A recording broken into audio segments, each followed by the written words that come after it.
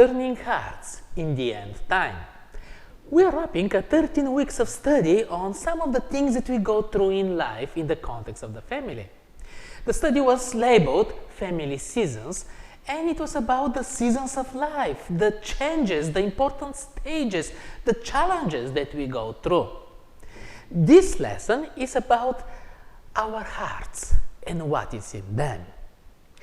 Christianity is about the experience with your heart. It's not about religion. The Bible carries a message about a relationship with God, not a message about rules or traditions or institutions. And we, as followers of Christ, are called to revive this relationship in the hearts of our generation back to our Creator. But especially in the context of the study this quarter, there is a big point this week.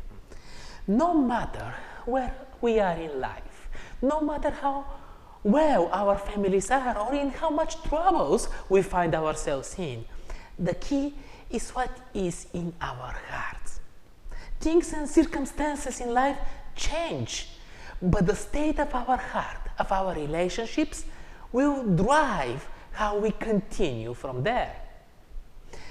This lesson is focused on some verses in Malachi 4, verses 5 and 6, and it's a prophecy about certain reconciliation.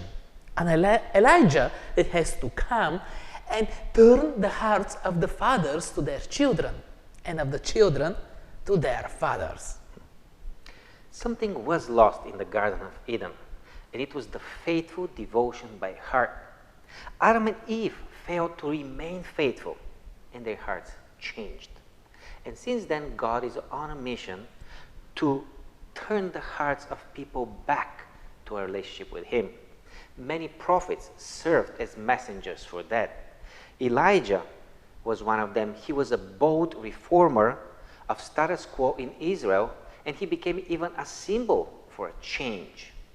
Many, many years after that, John the Baptist came, and he prepared a whole generation for the coming of Messiah. Of course, Jesus Christ was the one who made it possible for our hearts to be turned back toward God. Somehow, He brought back love in the family. Love for the poor, and love for the widow, and love for the sick, and love toward anything that is good, not corrupted. Imagine only if there was no Jesus Christ in the history of humanity. Who knows what kind of evil direction we will be heading right now? Who else will stand as an example that can inspire us for good? Who else can stand as a confirmation of the reality that we believe in? Nobody. Before Jesus' return, there is this call and this need of people to proclaim reconciliation. It's about turning back to God, but also about restoration of our family relationships. The widow that opened her home for Elijah when he was running away from Jezebel, she was a great woman. She shared everything that she had. She was a great Christian.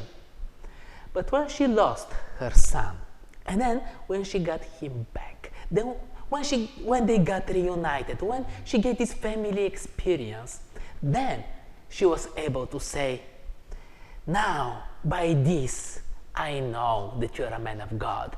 And then the word of the Lord in your mouth is really the truth. The truth is that our transformation in Christ shows through our way of life, meaning in our decisions, in our words, in our relationships. We can experience God's kingdom here and now through the application of His principles of life. For example, if there is love in the family, how easy it is then to understand the love of God.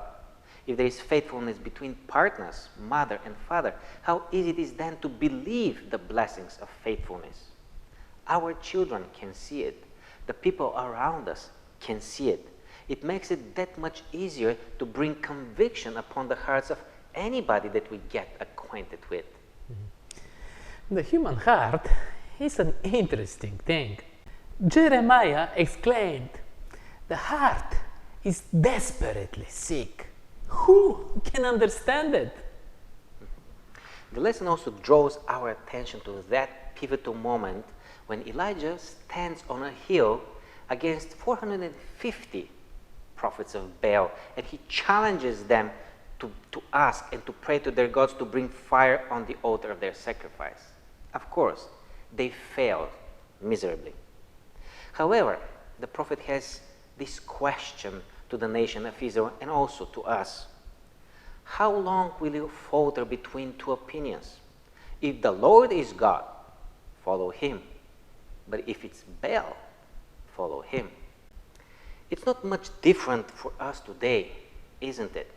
We also wander between two opinions. We also find it hard to ignore what's widely accepted, what's on agenda in our culture, or what's economically enforced. However, we know better, don't we? We know because we have an experience with Christ's grace. We know how to walk with God. We know how to talk to God. So shouldn't we uplift first in our families and then wherever we go, the grace of God and his salvation through forgiveness? Then, each and every one of us could be an Elijah who is pointing down to the altar where God brought his fire down. There are a few key points with this experience at Mount Carmel.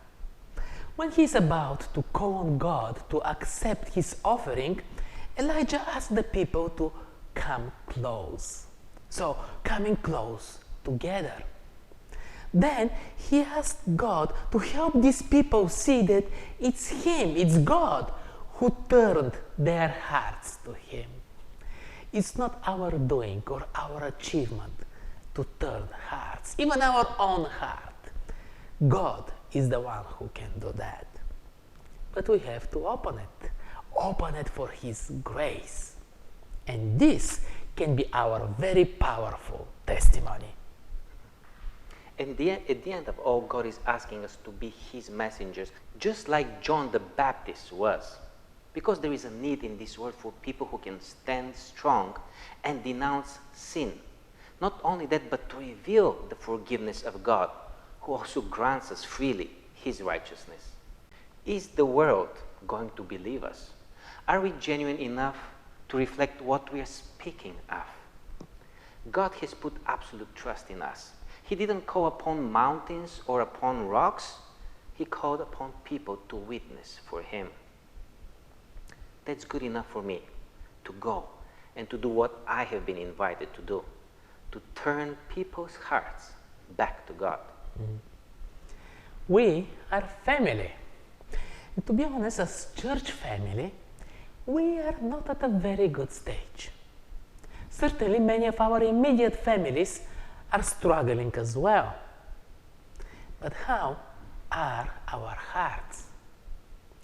May we experience and reflect the amazing grace and power of God. Next week we're starting Q3 for this year, and it's about the least of these, ministering to those in need.